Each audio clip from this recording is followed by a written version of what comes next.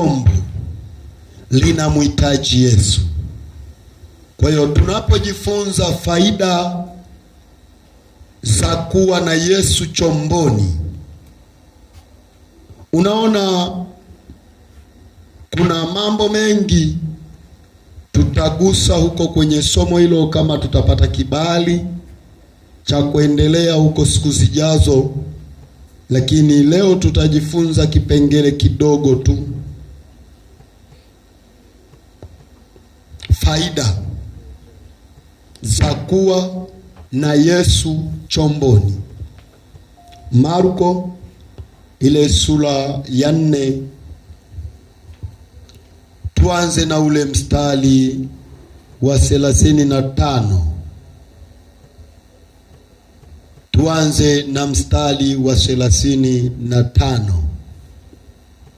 Marko sura ya 4 mstari wa 35.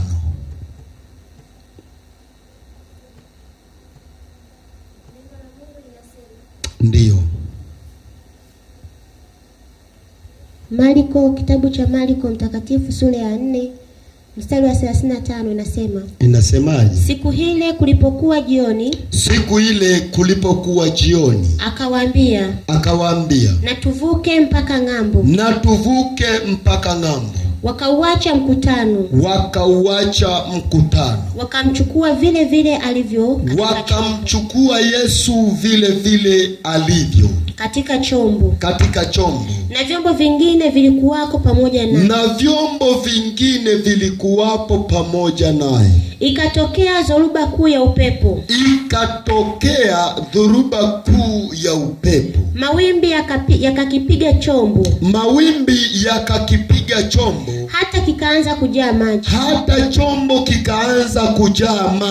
Naye mwenyewe alikuwapo katika shelti. Na Yesu mwenyewe yuko mahali fulani panaitwa shelti. Amelala juu ya mto. Ameweka na mto pale ameegemea. Wakamwamsha. Wakamwambia, Mwalimu, si kitu kwako kuwa tunaangamia. Akaamka. Akaukemea upepo. Akaiambia bahari. Nyamaza, utulie. Upepo ukakoma. Kukawa shwari kuu. Barikiwe. Haleluya. Tamani tuone tu hapo, tujadili, tufikiri, tuzungumze kidogo kuhusu hayo maneno tuliyoyasoma. Ni wakati Yesu akiwa katika mwili, ni wakati wa maisha ya mwili wa Yesu duniani, wakati wa safari ya Injili, wakati Yesu yuko duniani. Ni ndani ya ile miaka 3 na miezi 6 ambayo Yesu alifanya kazi duniani. Biblia inasema ilipokuwa jioni akawaambia, tuvuke twende ng'ambo. Wakati toka asubuhi alikuwa na makutano, watu walimkusanyikia wengi sana, kiasi ambacho asingesimama pamoja nao. Ili lazimika apande chomboni, aende kidogo baharini. Kwa hiyo auache mkutano nchi kavu, yeye akae baharini, akaanza kuhutubu. Na sijui manabii wa zamani walikuwa na nguvu kiasi gani, nguvu ya sauti. Amina. Kwa sababu ukiangalia hata Yohana wakati anahubiri, Biblia inasema alikuwa akihubiri.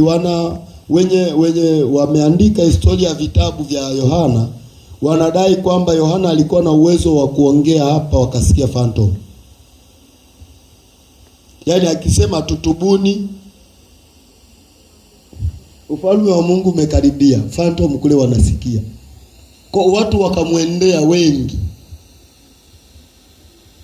Na Yesu na yeye pana mkutano ambao hawezi tena kusimama katikati yao, lakini anaongea bila maiki. Amen. Na watu wote wanasikia, wametulia. Toka asubuhi mpaka jioni ni injili. Unajua sisi miaka hii tumechoka sana. Mtu akihubiri lisali zima saa 1:30, unashangaa watu wanaanza kuangalia saa. Zama za kuvaa saa mkononi, unashangaa watu wanaangalia saa mkononi. Watu wanaangalia saa mkononi. Wanamaanisha, wanakuambia mhubiri umechukua muda sana. Lakini Yesu alikuwa na uwezo wa kuhubiri kuanzia asubuhi mpaka jioni, anahubiri tu. Na watu wametulia. Siku moja alihubiri siku 3 mfululizo. Siku 3. Biblia inasema alipowatazama sasa wana njaa, anawaambia wanafunzi, ni siku ya 3 sasa. Yaani watu hawaelewi kama siku 3 zimefika. Yaani mzee anahubiri usiku na mchana, usiku na mchana, usiku na mchana. Watu wanasikia neno la uzima. Unajua mahali palipo na neno la uzima hapana kuchoka. Ndio maana tukiwa wahubiri au waalimu, tusitake sana nguvu za Mungu. Ukiona unahubiri au unafundisha, watu wanachoka, watu wanatoka nje sana. Lazima ujiulize. Hata mimi waga najiuliza, inawezekana hii nilioleta ni kiporo? Hii sio mpya hii. Hii itakuwa kiporo hii. Amen. Kililala. Hiki kililala, kingekuwa kipya asingekuwa pise hivi. Hiki kitakuwa kililala, moja tu tukigonge hivyo ila kimelala hiki. Amen. Kwa hiyo inabidi unahimiza tu watu kuleni. Ila unajua mpishi kwamba hiki hapana, hiki ni kiporo. Ndio maana unaona watu wako busy, mara maji, mara sijui aongeze na tu chumvi. Hii kiporo hii. Amen. Sasa ukafika muda akawaambia wanafunzi, tuvuke twende ng'ambo. Na unaona kule ng'ambo kulikuwa na kazi maalum kabisa. Hata wakwenda kukaa kule ng'ambo. Unajua kule ng'ambo walikokuwa wanaenda ndio kule kwa Wagerasi. Amen. Ndio kule kwa Wagerasi. Sasa anasema tuvuke twende ng'ambo. Wanasema sawa. Biblia inasema wakamchukua vile alivyo, wakambeba chomboni. Yesu amechukuliwa vile alivyo. Sijui mwandishi alikuwa anataka wamwandae kwa namna ipi. Wamwambie kachukue na nguo za kubadilisha maana uko ng'ambo, ila amechukuliwa vile alivyo. Lakini anasema na vyombo vingine vilikuwa pamoja naye. Lakini wakati wa dhoruba hatuoni vile vyombo vina shida gani, ila chombo alichomo ndani Yesu Kristo ndicho kinaonekana kupatwa na nini? Na madhara. Hivi vingine havisimuliwi, hatujui vilizama, vilikuwa salama, watu wake walipona au ilikuwaje. Lakini hiki chombo ambacho Yesu yumo ndani yake kimeanza kusukwasukwa na bahari, kimeanza kusukwasukwa na upepo, kimeanza kusumbuliwa. Biblia inasema mpaka maji yakaanza kuingia chomboni. Nishawahi kukutana na zuruba. Unajua kale kaziwa ketu, kaziwa Tanganyika kule, nikakorofi mno. Kana ukorofi kuliko maziwa yote ambayo tunayo Tanzania. Yaani nikakorofi mno. Kuna siku kanaweza akaleta mawimbi makubwa kama hili kanisa. Yaani nikakorofi mno. Kuna siku kanapita upepo ukivuta kasia hivi. Yaani kama mnavuta kwenda huku, sio kwenda huku. unavuta, uone mkisogea, unaona tu ni kama kanawarudisha nyuma. Huo ni upepo. Kuna siku unapiga upepo ambao haueleweki, mara utoke hapa ugeuke. Huo haunaga kutweka tanga. Tanga si mnajua? Mashua. Vile vitambaa walikuwa wanakinga kwa ajili ya kusafiria. Kukinga upepo, wanasafiri wanaita mashua. Tanga. Hamna kutweka. Maana kaeleweki, mara kamepiga huku, kalishatuzamisha. Nishazama mara 4 ziwa Tanganyika. Mara 4 nazama. Mara ya kwanza kabisa ilikuwa hatari mno, maana tulikuwa familia tu. Mimi na mdogo wangu na mjomba na mdogo wake. Tumezama, tukaogelea tulizama saa 12 kasoro alfajiri. Tunaenda gezi la kuvua Sangara. Tumetweka tanga, ghafla ka upepo kakapiga upande wa huku. Maana si mmetega upepo unaotoka hivi, mmetega hivi. Sasa kakageuka, kakipiga huku, lazima mkubali. Kalitupiga ghafla, tuko kwenye maji. Tuliogelea mpaka saa 7 mchana. Ndio tunatoka saa 12 alfajiri asubuhi mpaka saa 7 mchana. Tunahimizana tu, usiachie mtumbwi. Kwa tumeshika mtumbwi, tunaogelea, mtumbwi umezama, hatuwezi kutoa. Alafu upepo, wimbi linapiga, sio la kawaida. Sasa chombo alichomo Yesu kimekutana na heka ya upepo na wimbi. Ndio maana unasikia bahari. Kwa bahari imechafuka, mawimbi ya kutosha. Chombo kikaanza kuingia maji.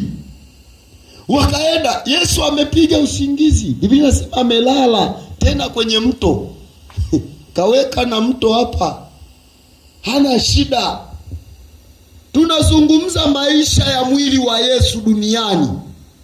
Amen. Kwa sababu mwili unachoka. Na Yesu alikuwa amevaa mwili kamili, unaoweza kuchoka, unaoweza kuugua, unaohisi njaa. Alikuwa amevaa mwili. Kwa hiyo wewe fikiria, kuhubiri kutwa nzima, amechoka, inabidi apumzike. Bahari nayo ikasema unapumzika, tutakuamsha uendelee na kazi. Kilichokuleta huku duniani ni kazi. Tunazungumza faida za kuwa na Yesu chomboni. Wale mabwana, sijui ni nani alisanuka, si ni Petro. Maana Petro alikuwa kihelehele na wasiwasi, aliyesanuka atakuwa Petro. Haya mambo ya nini? Huyu jamaa amelala tu. Sijakawa kama Yona huyu. Wewe wimbi lote hili umelala. Ikabidi amsogelee. Alafu anamsogelea, amwambii mwalimu chombo kina swali gumu. Mwalimu amka. Hauoni kwamba sisi kuangamia ni kitu kwako Sasa unajiuliza, kwani chombo kikizama Yesu ataelea? Si wote watakuwa wamezama. Lakini binadamu wanajali sana kuhusu wao. Ni kanuni ya binadamu, hata mimi. Ndiyo maana hata sheria ya upendo inaanza na wewe. Hiyo ni kanuni ya binadamu. Anasema mpende jirani yako kama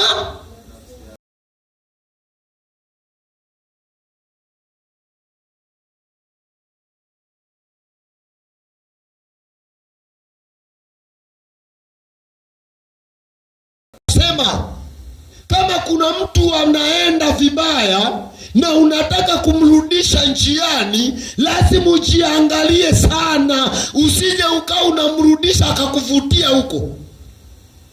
Amen. Tunapohubiri